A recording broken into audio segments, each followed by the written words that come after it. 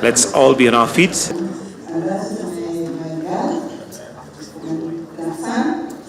Guys, it takes a lot to get you here. We're glad we have you here. And yes, we hope that today we celebrate 20 years of PEPFAR's impact in Kenya and, of course, to an extent also globally. Today we celebrate 20 years of hope. The stories that you've seen just now in the gallery walk is just 20 out of the millions of lives that have already been saved by PEPFAR. So I am very excited to be the one to do these welcoming remarks because I just don't represent myself, but I represent a community of young people, a community of people living with HIV, and as you have heard, I am coming from the National Network of People Living with HIV here in Kenya. But I'd just like to take this opportunity to acknowledge and appreciate the partnership and the relationship that we've had with PEPFAR as a partnership, as a nation, with the government, and of course with the contribution that the communities have made. We've all made very amazing contribution, and Kenya gets closer and closer to achieving the 95, 95, 95 targets. And of course, our president, we are being lauded, and as advocates out there, we are constantly being reminded that Kenya made a very bold commitment that we will be ending AIDS by 2027, unlike the other targets overally, which is by 2030. So Your Excellency and everybody who is present, I would like to take this opportunity first to thank you for being here, for gracing us with your presence. It takes a lot to get you here. We're glad we have you here. And yes, we hope that in your commitment, and of course, we are a few days from the World AIDS Day, which is on the 1st of December. And the theme for this year's World AIDS Day is Let Communities Lead. And we thank you for your commitment so far, and we hope that in your agenda of ending AIDS by 2027, that the communities will still remain at the helm and remain at the forefront of this. Together, Kenya and the United States have altered the course of the HIV/AIDS epidemic in Kenya.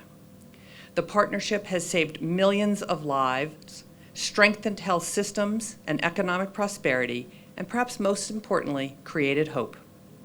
With over 1 million Kenyans on daily life-saving HIV treatment, and 94% of them have successfully suppressed the virus, I can confidently say Kenya is on the cusp of epidemic control. However, our mission is not finished. I hope all our partners continue working together to do what was previously seemed impossible, eradicating HIV/AIDS as a public health threat in Kenya by 2027. I like to say that success happens when good people with good intentions cooperate and work together over a shared area of interest. Teamwork matters. Kenya needs your know-how and your drive. Kenya needs the private and public sectors to continue to cooperate. Kenya needs a sustainable plan. The United States has already done the impossible, landing a man on the moon and bringing him home safely. Let's do it again, this time a little closer to home. To celebrate the larger story of PEPFAR's impact in Kenya, the U.S. Embassy is highlighting 20 extraordinary Kenyans whose lives have been forever changed. Today we honor those heroes of hope and the millions more that they represent. Stories of Kenyans like Edna living a productive life with an undetectable viral load, running her own business, mentoring young people, courageously counseling neighbors to continue their vital antiretroviral treatment, and raising and educating 3 strong daughters to lead healthy lives. Stories of Kenyans like Dan, who has remained HIV negative with the help of pre-exposure prophylaxis, who has been a faithful companion and a friend to his HIV positive girlfriend, and who has become an activist for PrEP, promoting sound decision-making among youth in his community. Stories of Kenyans like Joyce, who has bravely overcome gender-based violence and is socially, educational, and economically empowered to be more resilient as she leads her community and champions the rights of the vulnerable. And stories of Kenyans like Angel, who you just met, who inspires us with courage and fierce determination beyond her years and circumstances, giving hope for an AIDS-free generation of Kenyans, and reminding all of us that we can do anything we set our minds to. I am yet to see a global partnership model that has worked like this one. PEPFAR, Global Fund, the Ministry of Health, and most importantly, Your Excellency, the communities. We have been together, and this model is impactful. As a country, we have over 1.4 million people living with HIV/AIDS. But the success of this, Your Excellency, and the good story is that over 95% are on treatment. And those are not just figures, Your Excellency. You have just met Edna, a success story of what PEPFAR has done. And what she forgot to mention to you, Your Excellency, that when she began her journey, the number of drugs that she had to take, the ones that were at 30,000, it was a whole load of about 10 tablets. But through PEPFAR, that has come down. It came to a single tablet, and now to an injection that is being given after 3 months. We actually lost many people because of the load of drugs that they had to take. So, Your Excellency, I am so happy that PEPFAR is doing this with us. And it also takes me back a personal story, Your Excellency.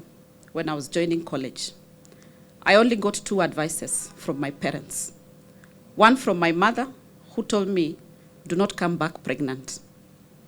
And the second advice from my father, who was a policeman, and he said, I do not want you to come back in a plastic black paper bag. Because those days, Your Excellency, people with HIV/AIDS, people with AIDS that had died were being transported back home for burial in plastic bags. It was horrifying. It was terrible.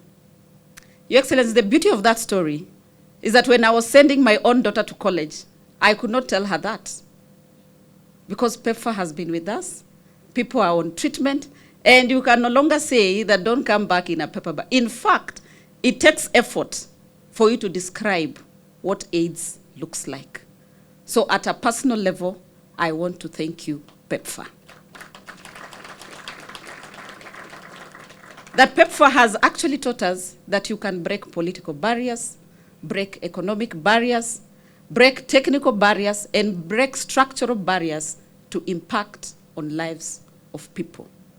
Your Excellency, through your guidance on this journey, many countries committed to ending AIDS, especially in children, by 2030, but you gave me a warning and you said it must be done, that as a country, we are working towards ending it in 2027.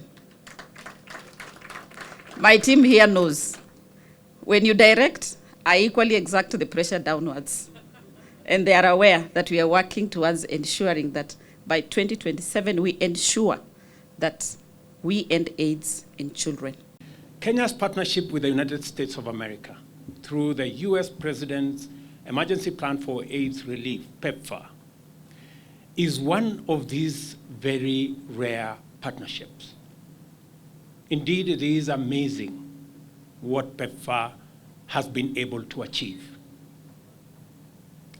In fact, as I sat here and listened to what PEPFAR has done, and when I went through the numbers and the notes and what has happened over the last 20 years, and looking at what the decision of one person, somewhere very far from us, has changed the course of history and made a deadly pandemic into a celebration today.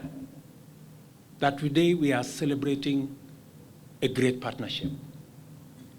If HIV was what it was, this would not be a celebration. This would be something else.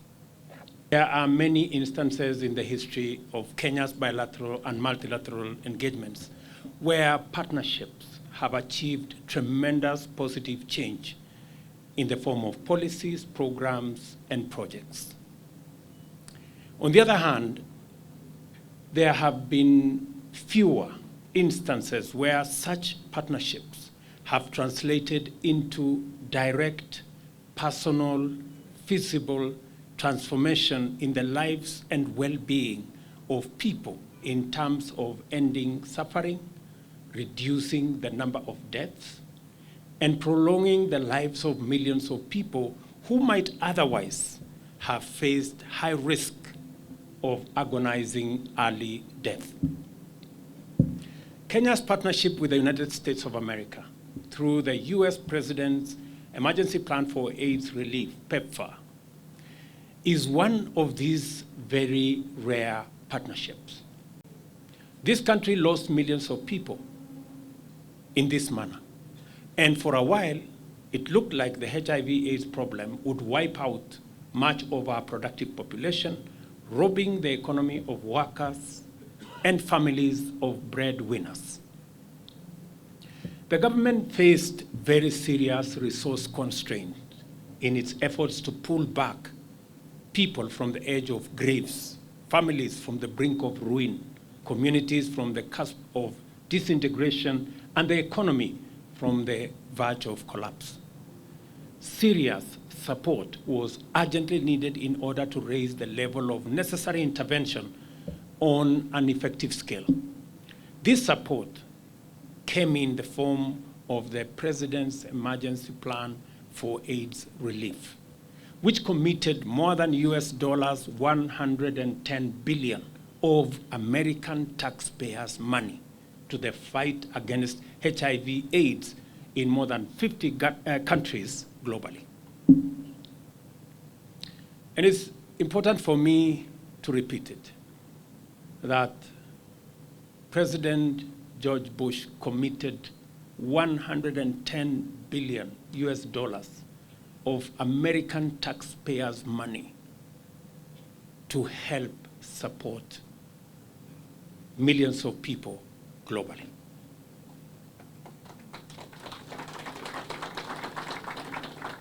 As a consequence, over 25 million lives have been saved and many more HIV infections prevented. In Kenya, PEPFAR has channeled over US dollars 6.5 billion since 2004, with the latest allocation being over 346 million US dollars for financial year 2023-2024 and US dollars 327 million for the year 2024-2025. As a result, and again, let me say, this is American taxpayers' money committed to assist our citizens in Kenya. As a result, there has been a 68.5% reduction in new HIV infections and 53% reduction in HIV-related mortality, accompanied by tremendous improvements in the quality of life of persons living with HIV. The conversation that is going to ensue shortly in Kenya is how we are going to fund our health requirements sustainably. And the biggest thank you we can give to those who have supported us, like PEPFAR, is to figure out, as Kenyans, how we can deal with the challenge of financing, how those who are able can do more to support those who are not able. For the first time in the history of our country, the health plan that we have will not only serve those who can afford, it's not going to serve not just to those who can pay, but for the first time, we want even those who cannot pay for government of Kenya to pay for them to make sure they too can access healthcare. Providing health for government is a constitutional imperative. It is not a choice that we have to make. We just have to figure out how it's going to happen. The health program that we have been running has excluded others. If you didn't have money to pay for NHIF, you didn't have money and therefore you didn't qualify.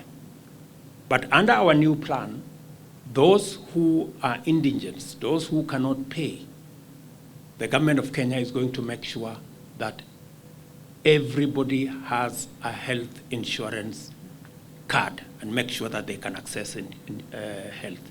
And secondly, we have also, in our new plan, removed all the exclusions that used to limit access to health facilities by especially those who are vulnerable in our community. Many people would go to hospital and they are told, oh, you know, your card has now exhausted your limit. In our new plan, there are no limits anymore. We have made sure that progressively, so long as you need medical attention, you will get medical attention. So long as you need medical treatment, you will get medical treatment. And I want to persuade us as a community of Kenyans to begin to appreciate that this is something we must do together. You have seen how the partnership between the US and the Kenya government and all the civil society and other stakeholders has achieved in the fight against HIV and AIDS. We can do it even more if we have a collaboration between government, private sector, and everybody else in between to make sure that we deliver on our new health plan. As Kenyans know, we've had a conversation around universal health coverage for many years. This time, we have to deliver on it. And I am committed to making sure that we build the collaboration and we build the teams that will enable us deliver on our commitment so that we can truly enjoy universal health coverage in Kenya.